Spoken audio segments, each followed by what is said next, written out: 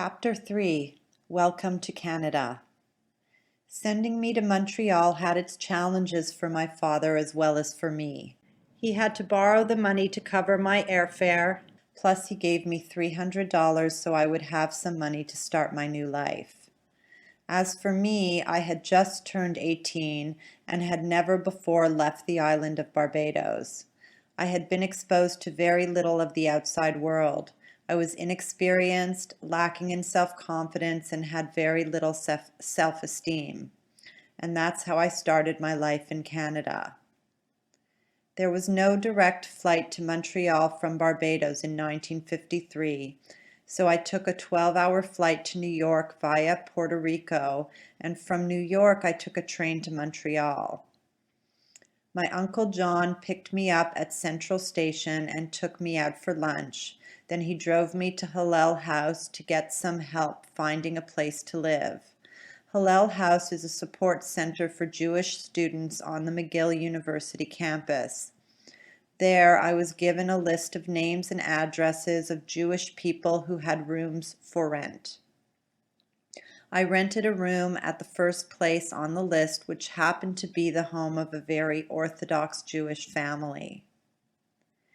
Before he left me, Uncle John introduced me to the Yellow Pages, showed me how to use them, and then he said, "Here's my phone number, call me if you need me." And that was the extent of the support I got from my Uncle John when I arrived in Montreal. Settling in. When I arrived, I had not yet received my O-level matriculation results from Barbados, and without them I could not be accepted in the day school program at McGill for the fall term. However, I could enroll in the night school program and work for a CA firm. In the second year, provided the results from my first year of night school were satisfactory and my O-level results met the requirements, I could choose to transfer to the day school program, so I enrolled in the night school CA program. Even in retrospect, it is difficult for me to reflect on that time. I had lived a totally sheltered life in Barbados in a completely different culture, and now suddenly I was virtually alone in a big city. I had very little self-confidence and I needed a job. I got hold of the Yellow Pages and looked up chartered accountants. The first listing was a firm called Benjamin Small and Company. The morning of my second day in Montreal, I got up early, and with the help of a street map, I walked the 3 miles to their offices. I walked because I was still uncertain as to how I was going to survive financially in Montreal, and I did not want to spend the 10 cents it would have cost to take a streetcar. I went into the Benjamin Small office and asked the receptionist if I could speak to someone about a job. She took me in to see Mr. Benjamin. I told him I was new in Montreal, that I had just enrolled in the night school CA program at McGill, and that I needed a job. He said, "I'm sorry, but we filled all our positions for new students back in June and July, so we have no openings. And you may have a problem because most of the other accounting firms have filled their positions too." I said, "Oh, okay, thank you very much." As I was about to leave his office, he observed, "You have a heavy accent. Where are you from?" "I'm from Barbados." "When did you arrive in Montreal?" "Yesterday." "And you're already here looking for a job?" "Yes, you're hired." I worked for Benjamin Small for 4 years. It was practically the only job I ever had. The next day, my third in Montreal and my first at Benjamin Small and Company, I met Irving Hazenoff and Marty Payne, 2 young men who worked for the firm. They were to become 2 of my closest lifelong friends. The YPA.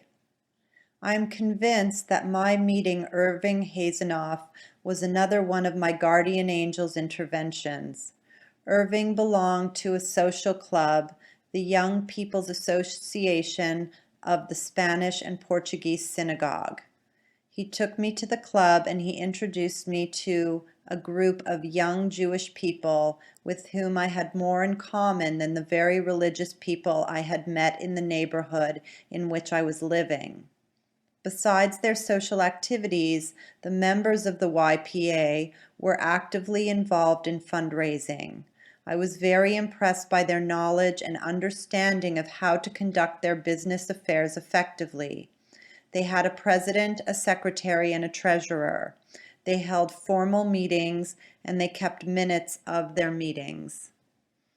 All of this was beyond my experience at the time, and I truly admired those young people. I thought they were all very sophisticated and worldly. In fact, I was in awe of them. I joined the YPA and became actively involved in the club's activities. We met weekly to socialize and to plan social functions and fundraising events. Often, a group of us went out together dancing and bowling and that sort of thing. So after only a few weeks in Montreal, I had a nice group of friends. I really got involved in and participated working on all the club's events.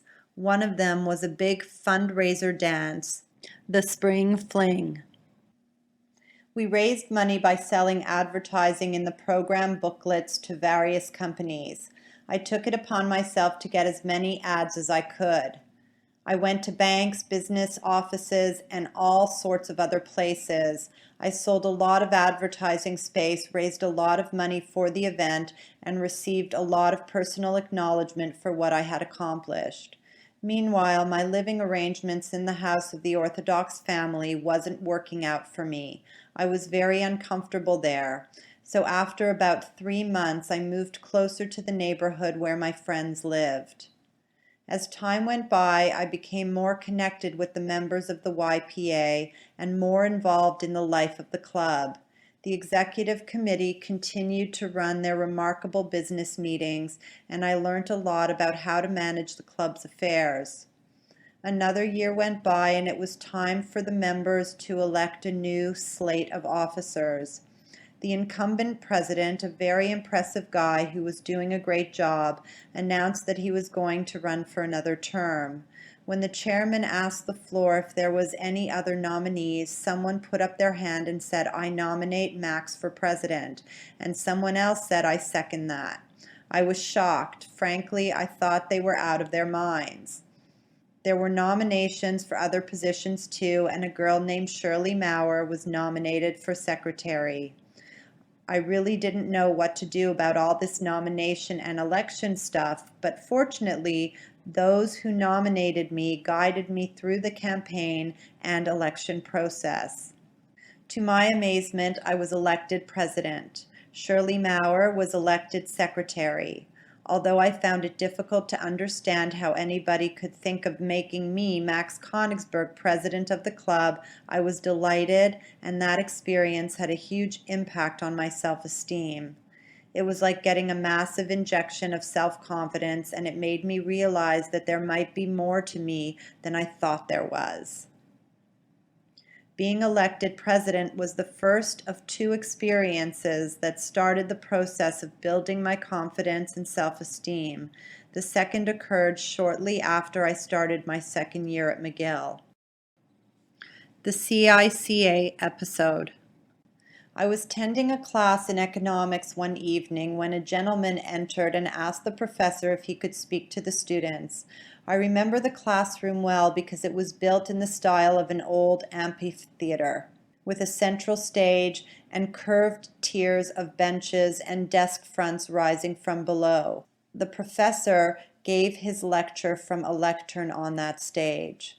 The visitor announced that he was from the Canadian Institute of Chartered Accountants and went on to explain that the CICA board always invited a second-year accounting student to attend and participate in the board meetings. He asked for a nomination from our class. In an instant, someone said, "I nominate Max Konigsberg," and another student said, "I second that nomination." The next thing I knew, I was participating in the CICA board meetings. and the board members all seemed genuinely interested in what I had to say. It was a very exhilarating and empowering experience. Those two experiences were my first tastes of personal empowerment, and unquestionably, they gave me a new and very different perspective on who I was. They put me on the path of getting rid of my terrible self-image and low self-esteem. It was truly heady stuff. Once again, my guardian angel was guiding me and manipulating events in my favor. After my first year at McGill, I was supposed to stop working and transfer from the night school CA program to the day program.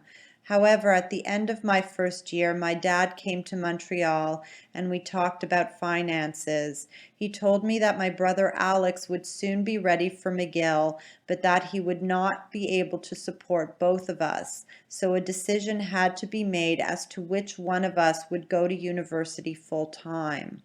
I got the impression that he was asking me to make that decision. I knew what he wanted. He thought Alex would put a university education to much better use than I would. For me, it was no contest. The obvious decision was that Alex would go to school full time and that I would continue in night school. So Alex came to Montreal and enrolled at McGill to study law, and I stayed on in the CA program at night school and continued working at Benjamin Small for the next 3 years. I was disappointed at the time, but I understood that my father could not afford to support both of us. As everything turned out, it was a good decision because both my brother and I went on to become very successful in our chosen fields, my brother as a lawyer and I as an entrepreneur in business.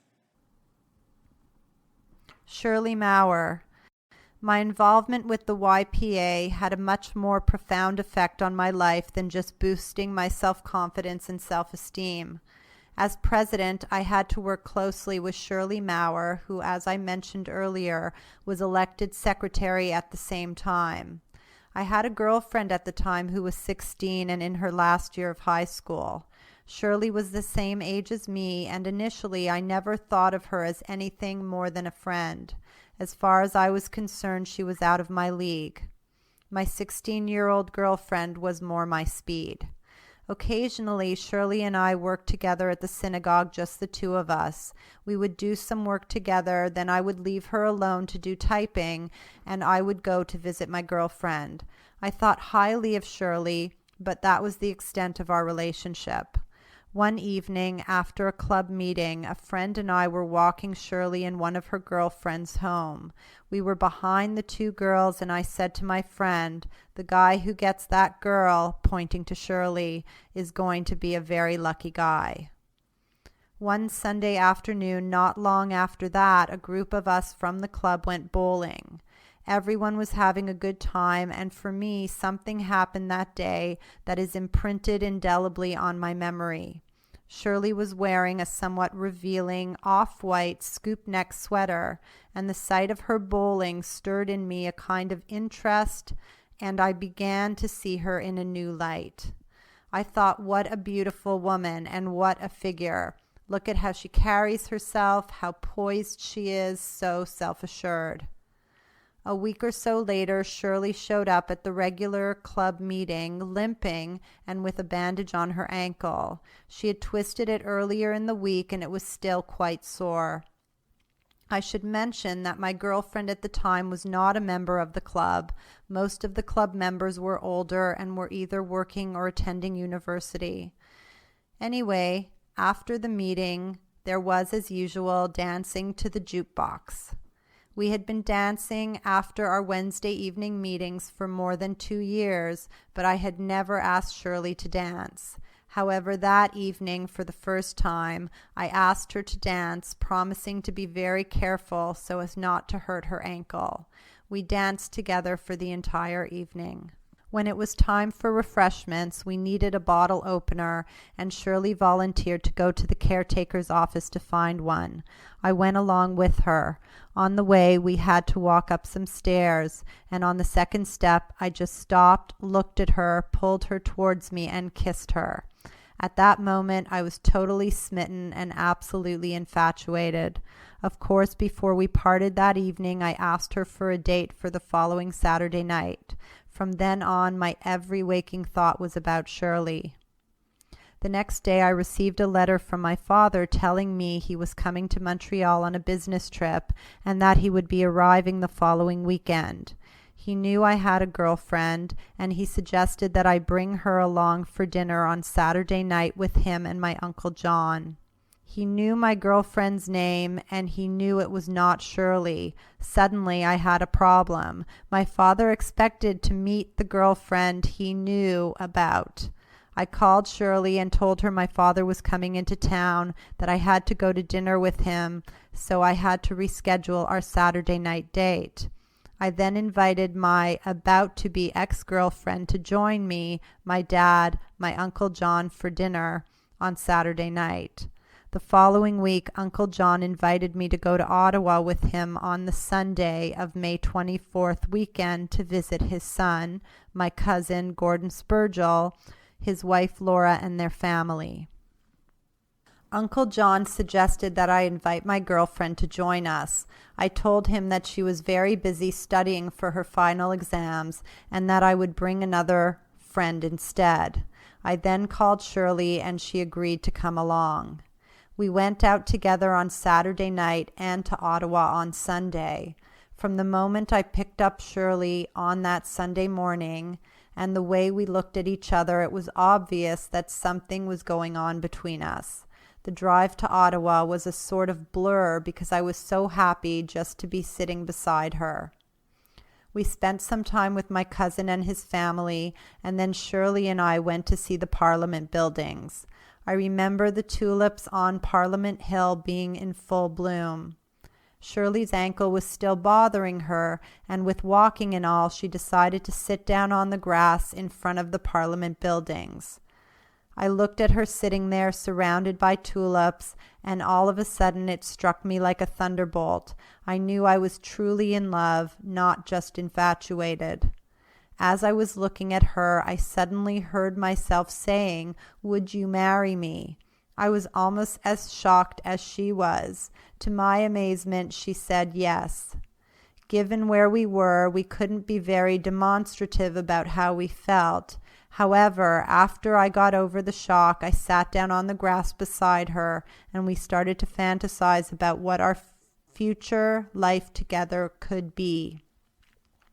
I was dizzy with excitement. It was hard to believe this was really happening to me. We came back to Montreal from Ottawa starry-eyed. I also came back with a problem. I had a girlfriend and I had to break off my relationship with her. My way of dealing with the problem was to avoid it. When she called to ask me when I was coming over, I told her I was busy, that I had things to do, etc. That kind of answer was uncharacteristic of me, and I'm sure she knew it was just an excuse to avoid seeing her face to face. Finally, she put her foot down. She called and said, "I want you to come over, get on a streetcar, regardless of what you're doing, and come now." So I went, and she said to me, "Okay, tell me what's going on." "You know, I've been thinking," I said. "We're really both very young. We're getting too serious, and I don't really trust myself being involved in such a committed relationship. I think we should cool it a bit and start seeing other people." She said nothing for a long time, then asked, "Is it Shirley?" "Shirley? What Shirley?" I replied. "What makes you think that Shirley has anything to do with this?" Obviously, I was not handling this whole thing very well. "Do you think I'm some kind of dummy?" she said. "Every time we have been together with Shirley, you always seem to gravitate to her." "Interesting," I said. "I never knew that, but it was the truth." Then I admitted, "Yes, it's Shirley," and that ended the relationship. For the next few weeks, Shirley and I had a great time together. We were in love and totally committed to each other, or so I thought. Then I started to have doubts. I was 19 years old, earning $18 a week, with no idea of what my future might be. Shirley was clearly not a girl to be toyed with, and we were on track to get married. I became very nervous. All sorts of uncertainties went through my head, and I began to feel overwhelmed. One evening, I went to see Shirley and said, "I think we're moving too fast. We should slow it down. Let's continue seeing each other, but we should also start dating other people for a while." She gave me a long look, then said, "Okay." Before we parted, I said, "We'll talk. We'll remain close. We'll talk soon." On my way home, I began to realize what I had just done, and for the next few days my life was in absolute turmoil. I was torn by feelings of indecision, uncertainty, love, and a terrible sense of loneliness. Then things went from bad to worse. I called Shirley on the Friday evening, and her mother told me she had just left and would be out of town for the weekend. I said, "What do you mean out of town? Where did she go?" And her mother told me Shirley had gone up to the Laurentians with her girlfriend.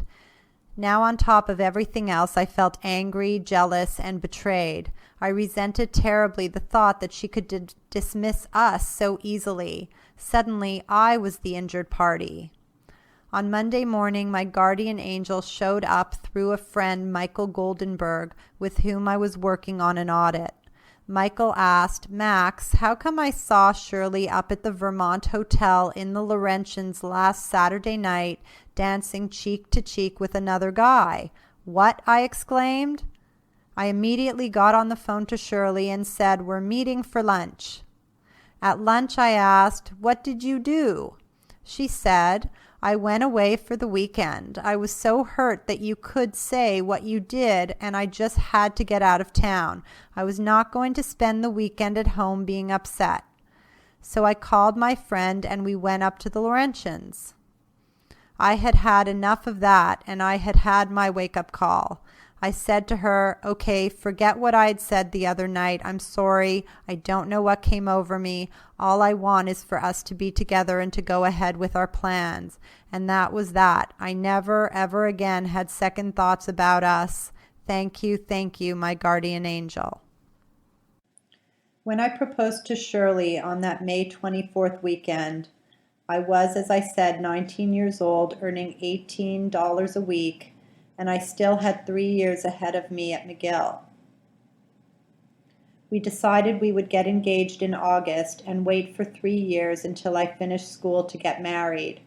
I wrote to my parents with the good news. I told them I had met a wonderful girl and that we were planning to become engaged in August. I enclosed a photograph of Shirley at the beach wearing a bathing suit. My poor parents! Keep in mind that just a few weeks earlier my father had been in Montreal and had had dinner with me and my then girlfriend. Now I was announcing that I was planning to marry someone he had never even heard of, and I expected my father to think I was stable? My dad wrote back with, "Are you out of your mind? Where is your head? How can you even think of getting married? I see from the photograph that your new girlfriend is beautiful. She has legs like a gazelle. But what's wrong with her? Why would she want you? What's your rush? Wait. You have lots of time to get engaged." I wrote back to him and told him I understood his concerns, but that Shirley and I were in love and that we had already made a commitment to each other. I told him she was the very best thing that could possibly happen to me. We were going to get engaged and things would work out. I could say now, as I might have then, "There goes my dad putting me down again." But as I think about it, this entire episode does sound off the wall. I was not yet 20 years old. I was in a new country, still in school, and earning barely enough to support myself. A month earlier, there was someone else in my life, and my parents didn't know this new woman even existed. Now I was telling them I'd met the love of my life and was going to spend the rest of my life with her. Who could blame them for thinking I was out of my mind? Weeks went by, letters went back and forth, my dad trying to get me to listen to his reason and me not listening. Then Shirley took the initiative and wrote to my parents. Her letter obviously made an impression because whatever she said brought my father round from being absolutely opposed to supporting the marriage fully. He may also have been influenced by the thought that the marriage might have a stabilizing effect on me. But the timing of our engagement was still a problem. Wait until December, he suggested, and your mother and I will come to Canada for your engagement. Agreed, I wrote back. So my parents came to Montreal in December, and Shirley and I became officially engaged. We were supposed to wait for another 2.5 years to get married, but by the following spring that time period seemed like an eternity. Shirley was working as a bookkeeper, earning $50 a week. I was making $35 a week. I had been given a very generous increase of $17 a week when I got engaged. We figured we could do just fine on our combined income, so we revised our original plan and set our wedding date for the following summer. And with family blessings on both sides, Shirley and I were married on August 7th, 1956. We were both 21. My dad came to the wedding. My mother did not.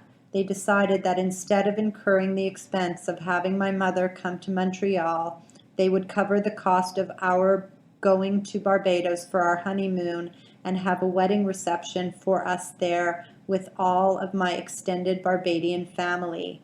It was a great occasion. Everyone fell in love with Shirley, and she fell in love with the island. When I told the story of my water polo career before I left Barbados, I ended by saying that was not, however, my last encounter with Lorenzo Best.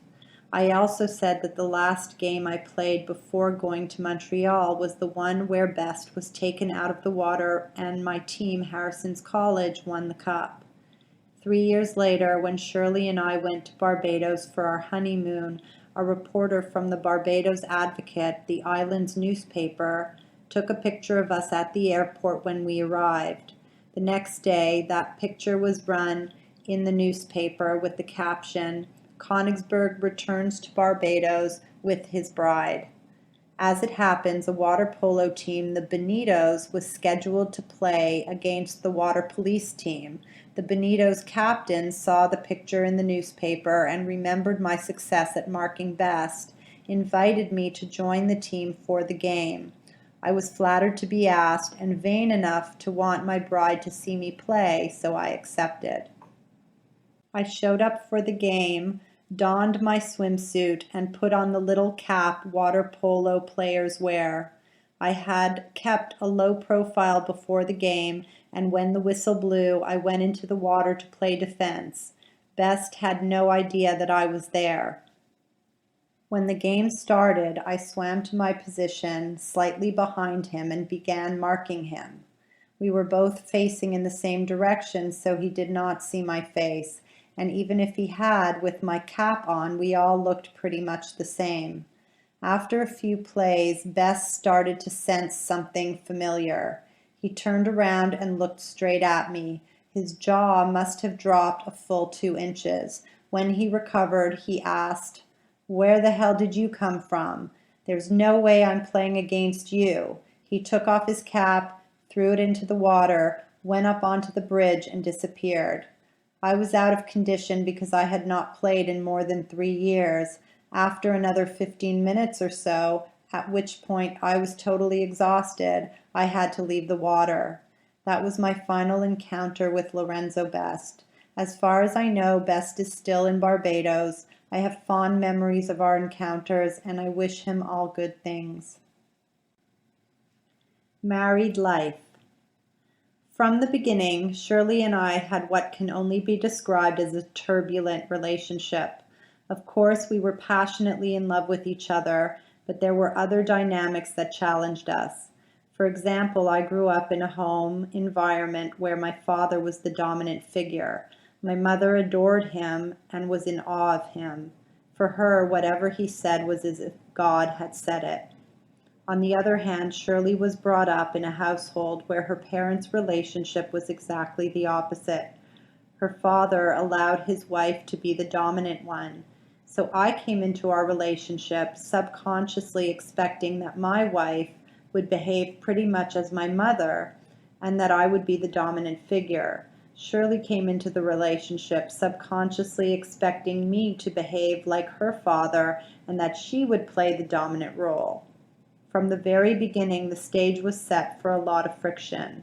We also had strong differences with respect to politics, health matters, and raising children, all of which created fertile ground for disagreement. Politically, coming from a small Jewish community in Barbados, we all felt somewhat isolated, and we therefore had a strong affinity for Israel. In fact, we were all very strong Zionists. On the other hand, Shirley was from Canada first and Israel second. It was not that she was anti-Zionist, she simply had a different perspective, and that too provided lots of opportunity for disagreement and argument. On the health side, in my family there was no sympathy for not feeling well or being tired. Giving in to pain and fatigue was considered a sign of weakness. However, Shirley's background was very different. Shirley's mother was the only survivor of 8 children, all of whom had died of various illnesses when they were young. So Shirley was taught to be very careful about her health, to protect herself and to guard against illness. In her family, everyone was very concerned about health matters, and she expected the same from me. Because of my background, however, I was unsympathetic and I did not give her the support she needed. Eventually, this led to a serious breakdown in confidence. Shirley felt she could not rely on me to be there when she needed me, and that I was not committed to her well-being. In self-defense, she decided that inasmuch as I would not be there for her, she would have to take care of herself. This became a major issue between us and lasted for a very long time. When we had children, we had different approaches to raising and nurturing them. Understandably, Shirley was very protective of the children, especially about health issues. On the other hand, I encouraged them to be hardy and strong. Also, I thought she was very strict and controlling. Considering my background with my father, who was so overpowering and strict with us, I was very permissive and non-confrontational. I said no to my children only when I considered it to be absolutely necessary. It seemed to me that Shirley said no all the time. Shirley thought I was lax, and because of that she felt it was up to her to discipline the children. These differences in our approaches to raising our children introduced more conflict and added further strain on our relationship. Despite our different approaches to our children, I must say that the 3 of them turned out very well, and we are very, very proud of them. All of the tension and discord between us hardly contributed to domestic bliss. Fortunately, in 1979, after we had been married for 23 years, we attended a weekend program called Marriage Encounter. The program was designed to help couples take a look at themselves and their relationships and give them an opportunity to explore and tell the truth about how they relate to each other. It was the first time we ever examined our relationship seriously. Taking an in-depth look at what was going on between us was not easy. We always knew we were very much in love and passionate about each other, but it was only then that we discovered we were not friends. We learned that we were not supportive and competitive, and that we were quick to blame or find fault with each other. This revelation led us to embark on a journey to learn more about ourselves and what drives us. Having raised the issue of our turbulent personal relationship, I must point out that it did not spill over into our business relationship. Paradoxically, we worked amazingly well together. We respected and were totally supportive of each other. In fact, we loved working together. Marriage Encounter was the first of many courses, seminars, and programs we took over the years that helped us transform our relationship. I often wonder how our marriage would have survived without all of the work we did. Out of that journey over time, we became supportive and nurturing. We got rid of the baggage we were carrying, and our love and passion were able to blossom and grow. And that's where we are today.